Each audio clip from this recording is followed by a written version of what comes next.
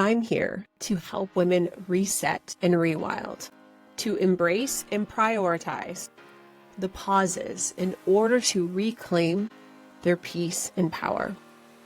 I'm Dr. Michelle Paris, director of the Poppy Clinic and founder and CEO of the Wild Collective. As a disruptor, naturopathic doctor, wife, and mama, I've created a global movement and sacred space for women to rise together. Here, you'll break through limitations, romanticize your life, and unlock the magic of your divine feminine power. My life's work is rooted in community, lifting women into their most powerful, authentic selves, while empowering clinicians to elevate their practices with a transformational, community-driven model.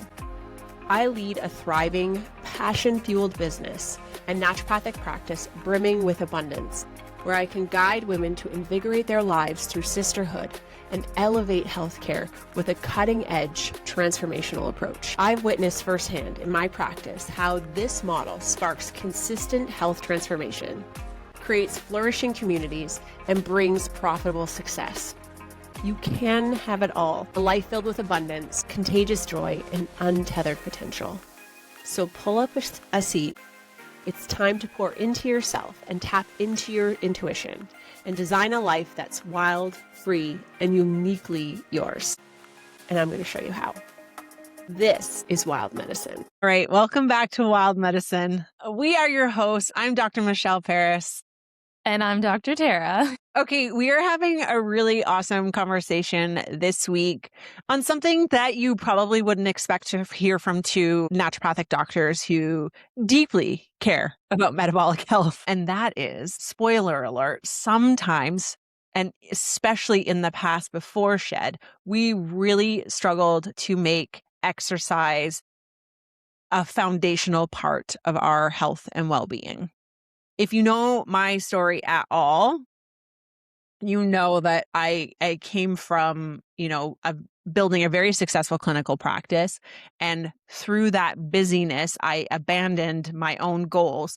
And one of the things that a colleague has said that has always stuck with me is like, you grow in your resentment in clinical practice when your patients have better healthcare and lifestyle practices than you yourself do. And it becomes this point of like major integrity incongruence that you can no longer live with. So the nature of this conversation is a very real girl to girl, woman to woman conversation around the importance of exercise. You guys, we are so lucky. Dr. Tara not only is a naturopathic doctor, but has expanded her knowledge base to even do personal training for all of our Shed patients. And it's built into an incredible offer we're going to share with you at the end of this episode. But we are so lucky that we have this increasing knowledge base for our patients around the importance of movement, because I really do believe that most of us want to be doing more of this. We just either feel like we don't have the motivation, we're too tired, we don't know where to begin, it's overwhelming. A lot of us are perfectionists, productivity monsters. And so it turns into something that we abandon really quick because we actually can't keep up with the new bar we keep setting for ourselves around movement. And so we just wanted to have a very real conversation of where we've come from and where we land with this today and what the research says. Yeah. I'll dive into my own personal story. So I started with a little bit there, but ultimately what ended up happening is that there were years of clinical practice and building Wild Collective, which was scaling globally. So there was so many exciting things happening. I also had a very young family. And the thing that got dropped first was exercise. And if I'm being super honest, I never enjoyed exercise. So it was super easy to be deprioritized because it's not something I really saw the return on investment with. I was always very confused by it. I didn't know if what I was doing was working. Like I had really poor retention over the years. It's not something I naturally took to. And then I'm going to say it's 2019, right before peak burnout and the world falling apart. Someone who's near and dear to our team, Erin, who I has built all of our brands, has done our design, has done the back end, has supported Team Wild for a very, very long time. Her and I made a goal to be accountable to each other. And the goal was the 365 daily text to each other to confirm we actually were moving our bodies. And what really happened for me in that experience, one is like she's a serious woman, and when she takes something on, she follows through like 100%, and that's something I've adopted for sure. But after like a couple of days of me not checking in with her, she'd be like, are you exercising? I'm like, I'm always shaking my head. I'm always doing it. The green check mark is there. Sometimes all we did was a green check mark back and forth just to confirm we actually had moved our body that day. But that changed everything for me. That is not the reason I shed the weight. And so that's a conversation for a different day. But it is what started to build better habit stacking and behavior change long term, to the point now it sounds so foreign that I even was a person who didn't move her body every single day. It's become a part of who I am. And there's a couple of tips that we're sharing with you at the end, I think, that are largely responsible for that. But I went from someone who felt way too burnt out and tired, so always hit snooze, or was too tired in the evening to do anything, so I just skipped movement altogether. The real breaking point was this opportunity for accountability with a buddy and checking in with each other for an entire year before we trusted ourselves to actually be able to do this on our own. And we probably did it longer than that, but we just were like less consistent after the first year, to now being someone who never negotiates movement. I've also been panic attack free for years. I sleep better. I feel calmer in my body. I have way more mental clarity and energy, and my mood is fabulous. And exercise is truly one of the biggest reasons I think that I'm able to confidently say all those pieces. And so I think it's really important to paint the picture that like we too fall and, abandon this. Like, we're human, we get it. And what gets to compound on consistent daily efforts, you can truly become a different person who behaves differently one day at a time. Mhm. So for me, it feels like a funny story. So it was probably in 2022. I was in my final year at naturopathic college, in my clinical year, and I was so burnt out at this point. So burnt out. Years of school, studying every moment of every day, just all the burnout. And I got, for people that live in Toronto, you might be familiar with this, but TDSB, so the school board in Toronto, they do adult classes, like adult learning classes, and they had some fitness classes. And I'd been thinking about becoming more active regularly and like starting to do weights and stuff like that, but I felt really intimidated, like had no idea where to start, felt like I didn't know how to do the exercises. I wasn't that worried about injury, I guess, but I just felt like I didn't have that much capacity. And so I signed up for, I think it was like an 8-week program, and I brought 2-pound weights, 2-pound dumbbells. That's what they recommended. It was like a very beginner boot camp. So it was 2 to 5 pound dumbbells. And I had 2-pound ones. And so I brought those. And after the first class, I was sore for 6 days. 6 days. And to the point where a few days afterwards, I truly could not sleep because of how sore my body was. And it's like, I don't want to go back. This was horrible. And I remember so it was our clinical year, and I had someone that was on a few of my shifts who was like big into exercise. And I was telling her, like, I can't walk. Like, I'm really struggling. And she's like, just stick with it. Stick with it.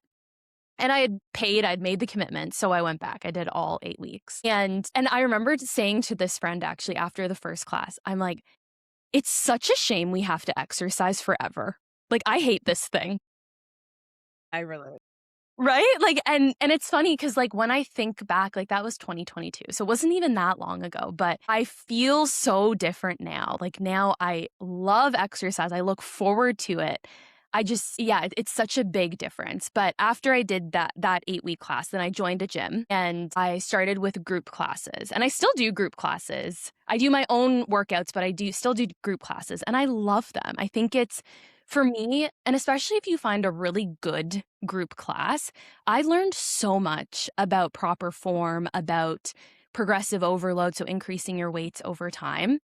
And it really gave me the confidence doing these group classes, working on technique, form, lifting heavier, to actually go into the weight room with all the sweaty boys and take up space and lift heavy weights. So, and I always encourage, I know sometimes people say, like they're critical of group classes because it's hard to, the structure of them, it's not always set up as progressive overload and lifting heavy. But I think it is such a great way for people to actually be introduced to movement. And like I said, now I love it. I just I look forward to moving my body and I make it fun, right? Like I have my walking pad set up at home, and I love this walking pad. It's at an incline. So you're just walking on an incline at home. It's really small, but I set it up in front of the TV. So I start my day watching TV for 30 minutes and walking on my walking pad, right? And then layering in those classes that I do, or going to the weight room and doing my own workouts. I feel like I've come such a long way from that. And last year, I became a personal trainer, as Michelle mentioned, and I'm so glad I did that. I think it's benefited the way that I exercise, and I've been able to teach our patients so much. It was, transformative for the way that I even think about movement and understand how to help patients build muscle mass. And because of our in-body machine here at the clinic, we see that. We can really see and support patients in actually building muscle mass, which I think is such a wonderful thing that we're able to do here. This episode is brought to you by our Shed Metabolic Reset program. Look, I know there's a lot of programs out there, and it can be very overwhelming, especially when it comes to weight loss and long-term fat loss and finding the right program for you. We have an incredible metabolic reset program, one that does thorough investigative work up front, looking at blood work metrics, helping educate you, a really solid, simple plan to follow in the reset phase, as well as long-term education around how to maintain your weight loss for the long term, how to optimize your health, how to increase metabolic flexibility, and how to build your plate so that you are nourished and the strongest version of yourself. Our program includes a lot of care and support with our integrative healthcare team. It is a medically supported program. We include community support, education support, as well as daily mindset calls. We are all about optimizing your health for the long term. This is the exact program that helped me shed 30 pounds and keep it off for 4 years and counting. So if you feel like a reset is something you would like to consider, a pause to help calibrate, come home to yourself, lower inflammation, boost your energy, learn how to confidently build your plate for longevity, then please head over to poppyclinic.com and you will see that there is a pop-up quiz that will get the process started of seeing if Shed Metabolic Reset program could be for you. If it is, we will connect, and I cannot wait to support you in living the most aligned, harmonious life, one that reclaims peace and confidence in your body and teaches you how to eat for long-term health. I'll see you soon. And so we wanted to dive into the research, what the science actually says about building muscle mass and what that looks like, and strength training and all of those pieces. And so what we find, and this is something that we're always talking about with our patients, is consistency. It doesn't need to be hard. It doesn't need to be overwhelming, but it does need to be consistent. So even when working with patients, sometimes I'll even start them with like a 15-minute plan, a 20-minute plan, right? Doing that consistently is better than not doing it at all. I remember I had a patient and we were talking about introducing more movement into her day. And I said, okay, well, what if between meetings, she was at the time extremely busy with work. I said, okay, what about in between meetings, you stand up and you do 10 squats. And then after the next meeting, you do 10 push-ups. And I remember her saying, well, what's the point of that? That's not going to do anything. And It's about building the habit. That's what actually matters. It's about training your brain and teaching your body and your brain that you can do this, that you can fit in these movement snacks throughout the day. And we actually see in the research that, especially for a beginner, doing body weight exercises like standing up and doing squats throughout the day, that actually does build muscle mass for beginners. So that consistency is so important. And what we see in the research is that when it comes to the ideal amount of exercise, this is a question that I get asked all the time, is how much should I be doing? How long? Generally, what we say is minimum is 2 times a week and 2 to 3 sets per exercise. So often I'll set patients up with a 30-minute plan and a target of doing it 3 times a week. And that might look different in terms of if we're doing upper body, lower body, full body, depending on what their plan is, what their goal is. But again, having a plan and committing to a routine is so key. And even when we look at muscle mass, right? What we know is that muscle mass actually peaks in the late 20s and early 30s. And we talked about this on past episodes about how important it is to build muscle while you're young, because we see the consequences later on. We see the consequences of women who are in perimenopause or postmenopausal, whose muscle mass is so low, and it makes maintaining a healthy weight actually really hard, because muscle mass really does drive our metabolism. It drives our basal metabolic rate. And so, not just from a weight loss perspective, but in terms of health overall, building as much muscle as you can while you're young pays dividends decades from now. And so women lose up to 15 of their muscle per decade by the age of 50 if they are not exercising and if they are not doing strength training. And something else that I talk to patients about so often is that as women, we were not really taught how to strength train, how to lift heavy weights.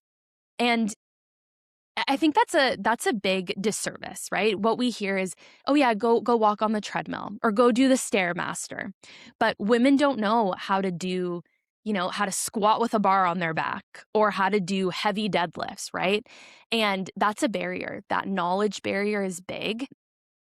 And so the sooner that you can understand these pieces and learn how to support your body, how to lift heavy, and again, maybe to start, that looks like doing air squats, right? Body weight, that's a great place to start. And then progressive overload, which means increasing that weight over time. So a 10-week beginner study, what they found in doing regular exercise for 10 weeks, this was me back in 2022, was that you can actually put on 3 pounds of lean muscle in a consistent 10-week period if you are exercising regularly. And there was a lot of metabolic health as well that we saw come out of this study. And so heart rate decreased by 7%, which is great. That's a sign of metabolic health as well. And they also saw a decrease in body fat percent. So, and that was going from 0, right? So if you're a beginner, I think this is really great research to see, is that you can make a meaningful difference quite quickly if you begin to become active and, again, leading with that consistency. And one of the myths that we just wanted to touch on is this fear of becoming bulky. Sometimes we hear this. I don't hear this a lot from patients, but I see it online a lot, right? Yeah. And I was actually having a conversation with a patient about this because we were both talking about the fact that we see it online. She's really active to begin with. And it's actually extremely hard to become very bulky. The people that you see, the women that you see online that are very bulky, they are eating so much food in order to build muscle like that. Like, they are on such a plan. They're putting every ounce of energy into becoming, like, to obtaining that physique, and they're doing it on purpose. And women, we don't have the levels of testosterone that men have to actually build bulk in that way.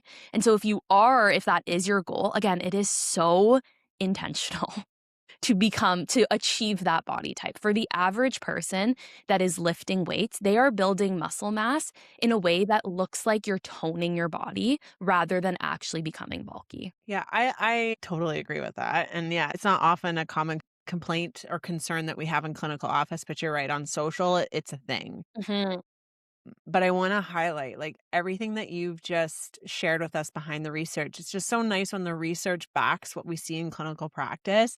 But what amazes me is that when we actually help patients through a metabolic reset program and then their retention and motivation for exercises and strength training in particular is that much higher, their ability to put on muscle very quickly actually is very impressive. So I really like to see that. And it's very encouraging because I think, when we hear the stats of us losing muscle, we get a little, nervous about how to meaningfully shift this, but you'd be amazed when you actually see this in live time, how easy and how effectively we can put on muscle at any age. It's very, very cool. Okay. So lastly, we just want to highlight our 7 tips. Like, where do you start? What do you do? What can be done today? Because we all know movement is important. We all know the return on investment is massive and far beyond physique building, although that could be a priority. There's just so many wonderful things about building in movement that we want to highlight some very easy ways that you can start to implement this. The first one is make the decision once. You are one decision away from making this happen. Please stop negotiating with yourself. When we want to make excuses, when we say it's, I don't have time, what you're actually saying is it's not a priority. If you truly want something to be a priority, you are one decision away from making it happen. And the thing that becomes so important from a compounding perspective is to follow through no matter what. And so whatever that means for you, if it's like an accountability buddy, if it's working with Tara, if it's, joining a group program, like whatever it is, find your anchoring and make it happen. And just make that decision one time and one time only. And then you don't have to think about it either, right? Like if it's scheduled in, if it's part of your routine, if the decision's already made, it's like, this is just what I do at this time. I always go to the gym at this time. I walk at this time. I lift weights. Like it's on autopilot, which is so much easier to stay consistent with. Yeah. And then start small. Start embarrassingly small if that's helpful for you, right? Again, consistency is what matters. So oftentimes, even with patients, I say just put on your vest, put on your weighted vest, and do your laundry, cook your dinner, right? Start small, and then we can build over time. And the goal is not to build maximum muscle mass in 1 month, right? It's to show up enough. It's to show up frequently enough that it becomes part of your routine. It becomes a habit. So if that looks like 15 minutes twice a week, perfect. And then we can expand from there. We can grow upon that. Yeah, totally. And to add to that, step number 3 or consideration number 3 is to habit stack it. So how can we tether movement to an anchor that already occurs in your life? So the thing that worked best for me is as soon as my alarm went off, I had my clothes laid out. I just started working in my own home because my retention went through the roof. I stopped negotiating before my brain woke up and I could think of all the reasons I couldn't. I just immediately got on my treadmill or my Peloton or I lifted some weights and I just got it done first. So can you pair movement with something you already do? If you're dropping the kids off at the school bus, can you continue walking for another 20 minutes? Before you have your coffee, can you do the movement snacks? There are just so many ways that we can anchor this into things that already exist in your life that make it a lot easier until it becomes an automatic part of who you are. You stack it to something that is already automatic for you. Yep, absolutely. And then even as Michelle was sharing at the beginning, accountability, right? It's such an important piece of it, whether it's messaging a friend that we both did our workouts today, or this is also where joining a class can be so helpful, right? If you sign up for that class and you know you're going to be charged if you don't show up, that's accountability. Right? That is accountability. Do it with a friend, right? Make it fun. Go for walks together or hikes together or bike rides. Make it fun. And accountability is so important. It's a key part of everything. Michelle and I were just talking about before we hit record that's something that our patients in SHED, our weight loss program, say is so incredible about the program is the accountability. The fact that they see us every week and we talk about what happened and we hold them accountable to their goals. So it's such an important piece, and it's so helpful for all of us to have that accountability. Are you feeling burnt out and exhausted? See you in someone who has recovered from a few burnouts herself. And through sitting in circles with women over the last 8 years, I have some perspectives as to what personality traits and habits and thinking traps perpetuate and put us at higher risk of developing and ending up in burnout. So if you want to find out your burnout archetype quiz, are you a CEO? Are you a saboteur, a martyr, a rescuer, or a zombie? Then head over to the show notes, click the free quiz, and find out what might be getting in your way. Also, learn strategies and things to consider to help you reclaim your energy and recover from burnout so that you can be blissed out in the world and doing things that make you happy. Enjoy. Yeah, love it. And next is not waiting until you feel ready. Ready is not a thing. It's never going to arrive. And respectfully, just make the decision and just move forward. That was the biggest differentiator for me, is that I was hoping my energy would recoup or whatever from burnout. And when I stopped doing that, I just decided I was going to make it happen. You compound and you get the motivation and the lovely experience of what exercise provides you through doing it. So you have to go first, and then the feeling arrives after that. So if we're waiting for ready is not a thing. It will never arrive. Just do the thing and then get to compound what that experience provides for you going forward. Yeah. Yeah. The couch is always going to be a more enticing option. 100%. Right? We can't rely on motivation. We have to rely on our habits that we've created and the commitment that we make to ourselves. And then protect your rest, right? So when it comes to, especially if we're doing heavy weights, if we're strength training, you shouldn't be doing that every single day. It's actually important that we give your body, give your muscles time to recuperate, to build, to rest, to recover. That's actually a part of exercise. That's a strategy that we need to include when it comes to building your muscle mass. So don't feel like sometimes there's this and Michelle and I were talking about this before too. It's if I'm going to do this, I'm going to do it 100%. And then you feel like you have to do all the things. And that is a recipe for disaster. That's not sustainable long-term. And that's actually not going to help you achieve what you're hoping to achieve. Yeah. And this last one might sound silly, but it made all the difference in the world for me, actually. But when, our words matter, and this is where that little amount of shift or reframe or shift in discernment can make a huge difference. But when I stopped calling it exercise and I started calling it movement, it widened the opportunity of what that meant for me. And why this changed everything is because I have this inner perfectionist that really drives a lot of my thinking, that if I do 30 minutes one day, then surely 35 or 45 minutes the next day should and must happen. And then what happens is I quit before I even get started. And what was so healing for me is that when I actually started calling it movement in my luteal phase, on days that I felt I really needed rest, on days where I was just exhausted and I felt it, allowed and created a new opportunity for a different type of movement so that I could give the green check mark. I could keep my word to myself, but the capacity was not the same. The consistency was there. The capacity varied, and changing it from exercise to movement really helped heal, because some days I just had to stretch, but at least I moved my body. That was keeping my word to myself. And that got to compound into someone who actually really enjoys strength training and exercising. But I first had to reconcile these really toxic parts of my thinking and personality trait that I was always pushing for more, because that was a huge barrier as to why I always quit on myself before I ever saw results. Yep. It's all about getting rid of that need for perfection and the need for more. It's truly consistency is the most important part.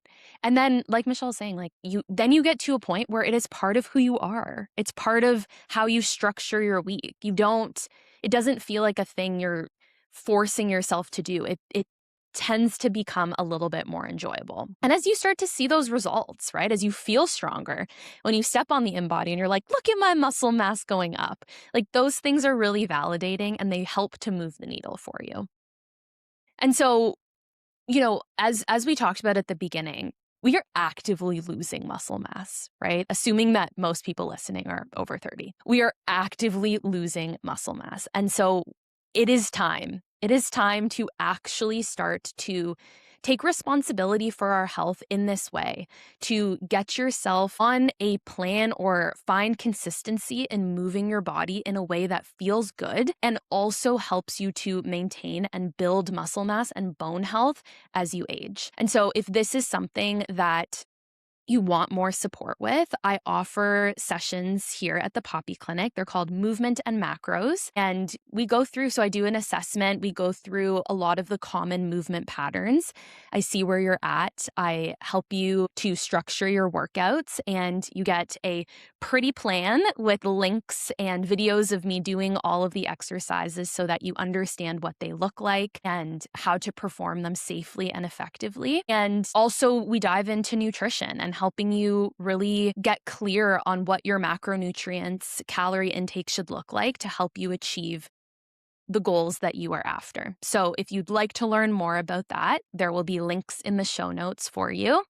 And we hope that we've inspired you a little bit today to think about these pieces, to think about how you can become more responsible for this piece and more consistent with the way that you move your body. So until next time, stay wild.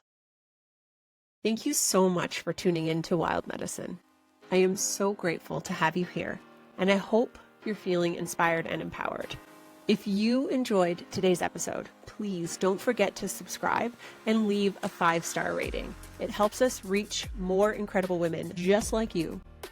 And before you go, quick reminder, the information shared on this podcast is for educational purposes only and is not intended to diagnose or treat any medical condition. Please consult with your healthcare provider for personalized advice and care.